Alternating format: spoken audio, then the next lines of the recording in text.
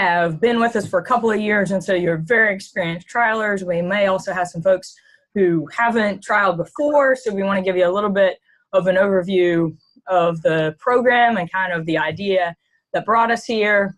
Then you can give us any of your feedback on that. Virginia's going to share some of our data summary and tell you where we are so far and how we're going about developing the trial report. And then I am going to share some of the ideas and comparisons that are kind of in the back of our minds for the 2019 trial. So we're both going to look back and also look ahead. And if you guys have any of your favorite cultivars or ideas or crops or things that you would like to see included, this is absolutely the time for that input. So with that brief introduction, I'm going to turn it over to my partner in crime, and Virginia is going to share a little bit about what brought us to here. I'm going to attempt to share my screen here. Okay, so like Natalie said, we're going to just start with a brief overview of the trial program. Most of you participated in it, so it's going to be short and sweet. Just what this program is, we had vegetable comparisons, and people were able to select from our trial catalog at the beginning of the year. We prepared comparisons of 2 varieties that were similar in terms of some of the characteristics they had, but maybe one is newer with some novel traits that we wanted to compare to something more tried and true. So people would select their trials, and then we would send them the seed for those 2 varieties and some information about those species. And then you sent us back the data telling us what you thought in terms of the flavor or the yield or disease susceptibility and different characteristics of those 2 varieties. And then we've been crunching data for the past couple of months and trying to put that together and figure out, are some of these varieties better than the other variety in terms of those different traits. So this past year, here you can see 2017 down there at the bottom.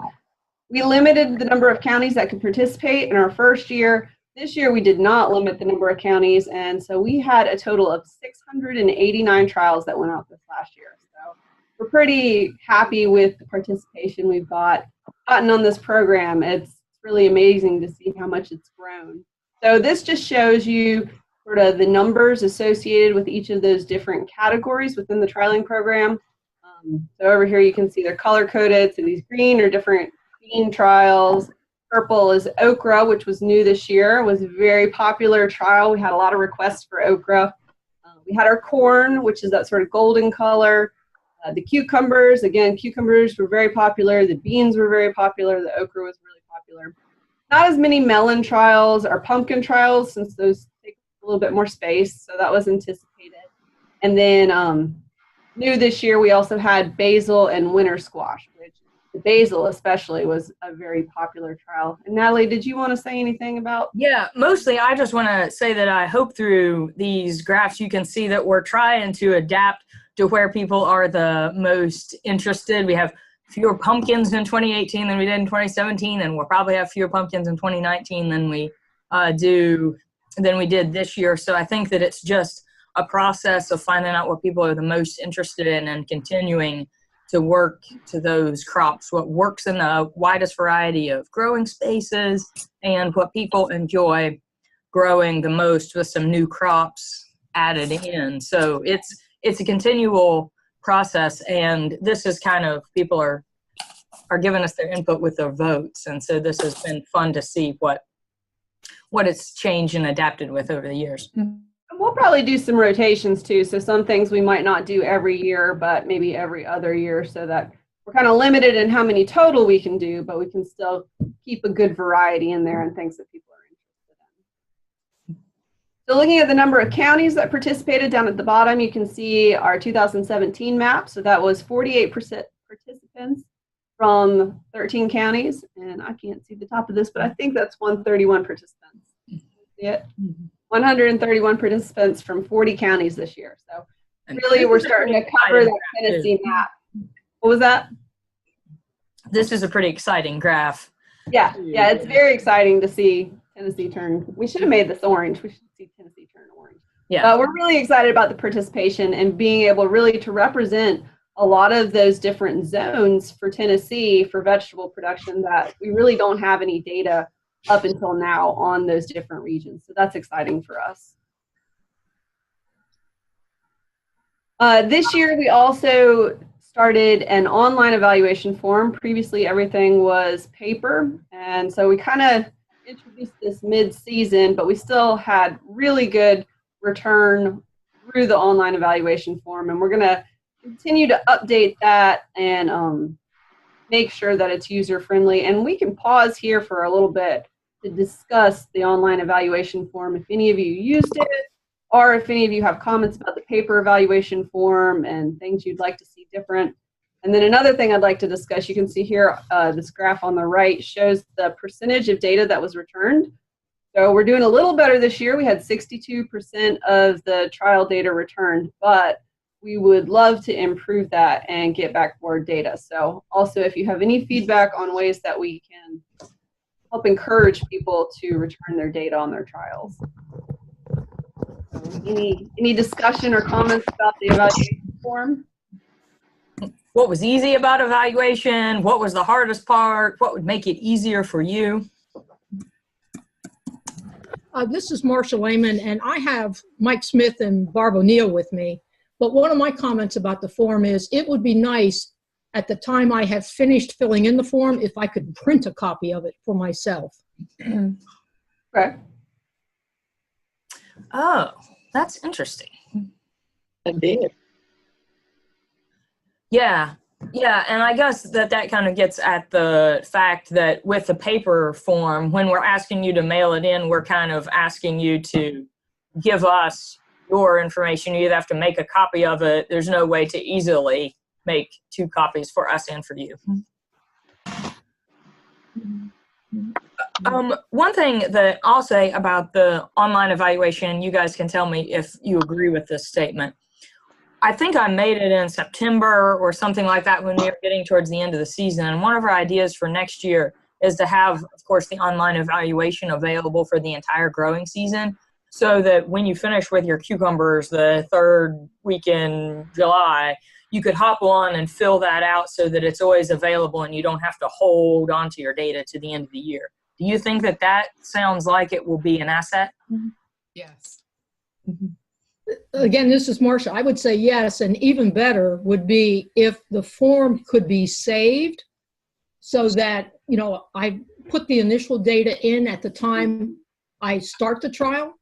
Because one of the questions, like number 3, is date crop planted and when harvesting began. Those are 2 different things.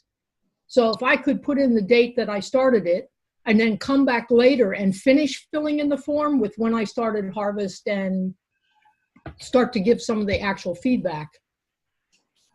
And then when I'm finally done, that thing has been cumulatively saved, and then I push the button and send it to you. Yes. Is that too much? Well, no, Virginia and I are both nodding because it's something that we've talked about. It is. I'm not sure that either of us has the programming expertise to make an online form like that at this time, but that is definitely something we'd like to work towards.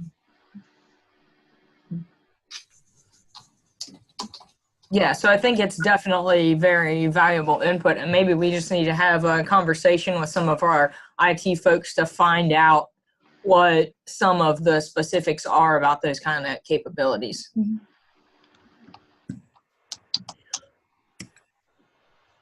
Any more comments about the form? One thing that I think we might change for next year is, I mean, obviously the date crop planted and harvested is useful, but it kind of allows for some variable calculations. What this might be next year is how many days was it from planting to harvest, because that's something that I'm really interested in seeing, what variation we have across the state and how that differs from what's reported in the seed catalog. All right, does anybody have any ideas on better data return? I'm sure that some of these things with the form would probably help. If you were able to make that cumulative form, that might help with returning more data. But Any other ideas? 62% is okay. Not bad. And what's been interesting for me is just understanding that in any given garden year, we're probably going to have anywhere from 25 to 40% failure. I mean, just the fact that not everything we plant really turns out like we want it to. And one of the things that I'll take this opportunity to say thanks, is that on several of these evaluations, people have actually said, look, this didn't work. I planted it, germination was poor, or the turkeys ate it, or whatever it is. And getting that information back is really valuable to us. Rather than just an unreturned form, it's an actual known issue. So thank you for that. Maybe an option, rather than someone having to go through the entire online form, is if we just have a checkbox at the top where they say, my trial failed this year. So you don't have to go through the rest of the form. You can just check that box and then hit submit. It's done. Yeah, Dean just said the same thing. He's like, we need a box at the top that said, this didn't work. And it would help us even better categorize that. That's good. Yeah.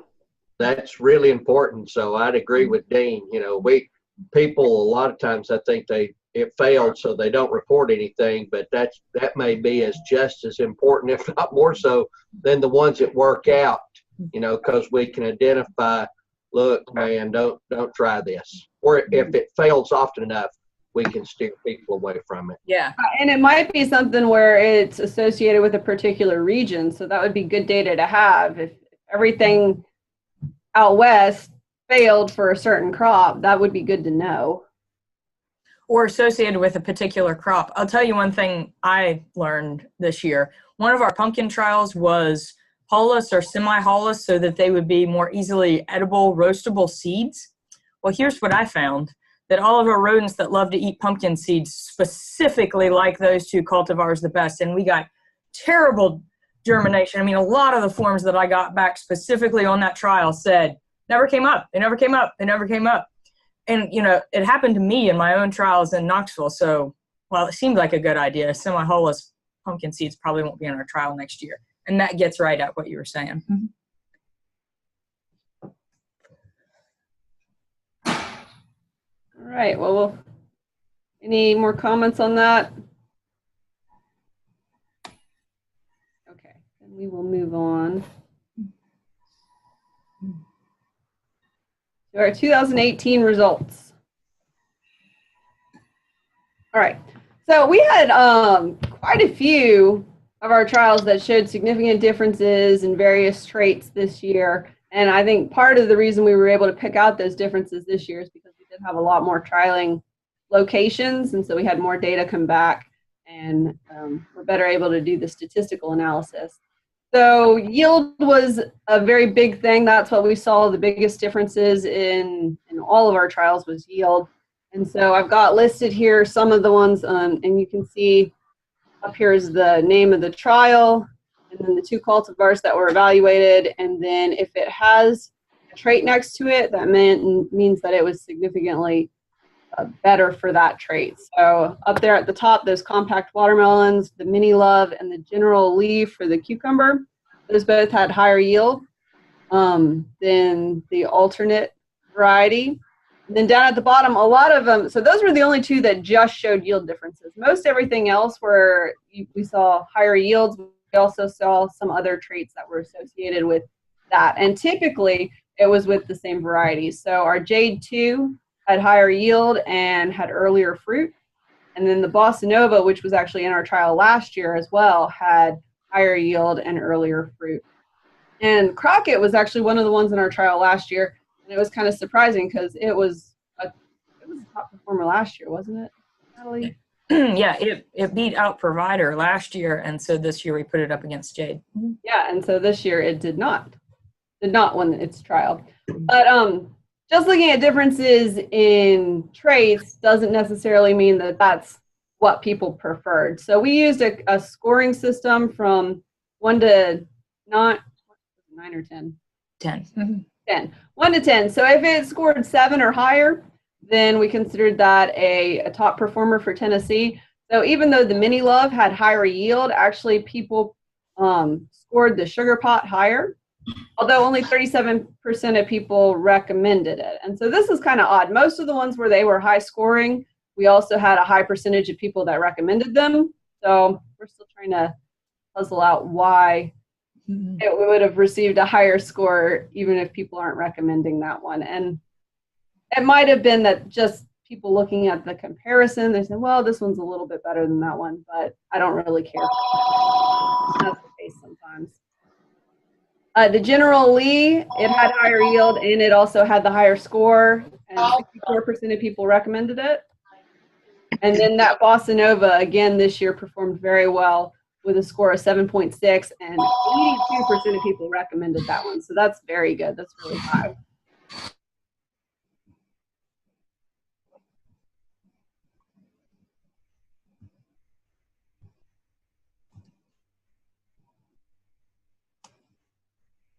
And another trait. Hey, Virginia, just repeat what you said for the last 30 seconds there. I had to mute everybody, and so then I went back and unmuted you. Sorry. I saw that. Okay. So did we hear about the Bossa Nova? Go ahead and re-say the Bossa Nova. The Bossa Nova was in the trial last year. It also performed very well. This year, 82% of people recommended it, and that's one of the highest recommendation rates we had for any of our trials. So it was really a good performer.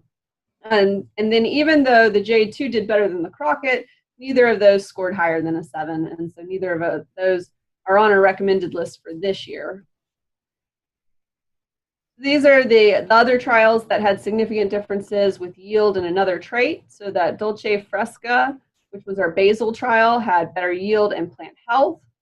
The American Dream, which may not actually be American Dream, had better yield and was more attractive. And Natalie, do you want to speak to that one while we're on that page? Yeah, while we're on that page, this was an unexpected issue that we ran into this summer. We got an email from our seed provider in the middle of the summer that said, we may have sent you the wrong seed for this cultivar. And so American Dream and Honey and Pearl were both bicolors, and they said that it's possible that American Dream may have been a cultivar that was an all white. So what I'm going to do is just get back and communicate with our trialers and say, can you confirm for me that we had 2 bicolors? And if that is true, then it was in fact American Dream. Or did you experience the fact that we had 1 bicolor and 1 white sweet corn? And if that is the fact, then we know that they did in fact send us the wrong seed. So I'm going to have to do a little bit more footwork on this due to a potential shipping issue from the seed company. Right, so for both of those, the ones that had the higher, so for the American Dream and the Honey and Pearl, neither of those rated above a 7.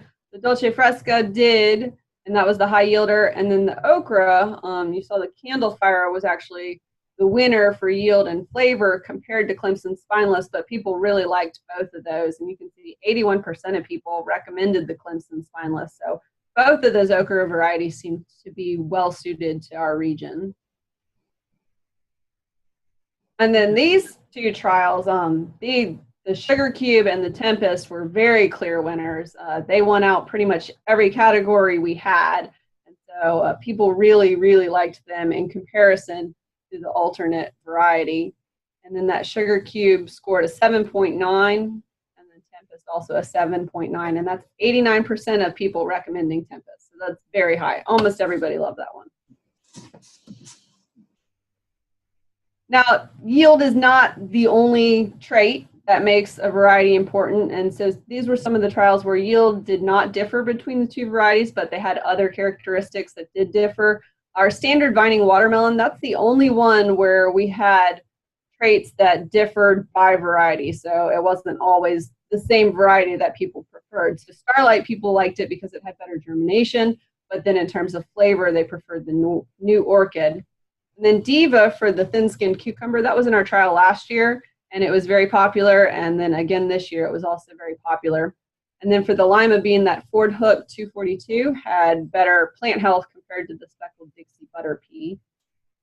Now that standard vining watermelon and the Lima bean, neither of those had scores above 7, but that thin-skinned cucumber diva was again a top performer this year. So it's really well adapted to our area. And then finally, these were additional ones that didn't have differences in yield. So the knucklehead, people really liked that because it had early fruit, which is important for pumpkins, and they preferred that variety. The butterscotch, which is that butterscotch, or was that also an issue? There was a honey nut on honey nut, so Yeah. it was butterscotch and butterbush were the comparisons. Right, because that one had to be swapped out due to some issues. But people thought that the butterscotch was more attractive. And then also down there where it was supposed to be Blaze, that ended up being Spark, and people liked Spark overall, which is interesting because last year we had Baby Bear and people were very positive about the Baby Bear, but Spark beat out Baby Bear this year. And that Knucklehead scored an 8, so and 83% of people recommended it. So again, a top performer, people really liked that one. And then people really liked that Spark as well. Yeah, and I'll jump in and say, that was not us. That was the seed company sending us the wrong cultivar twice this year. So that was really interesting that it ended up being one that people really liked. So sometimes good things happen. Yep. All right, so this is again just a summary with our top performers. These are the ones that rated above a 7, and then the percentage of people that recommended them. And you can see they're highlighted in orange. Those are the ones that were trialed last year and this year and were top performers in both years. So any comments on results? And I'll say from a trialing point of view, being able to see cultivars that perform similarly well across 2 different years, that's pretty cool. And that's very good.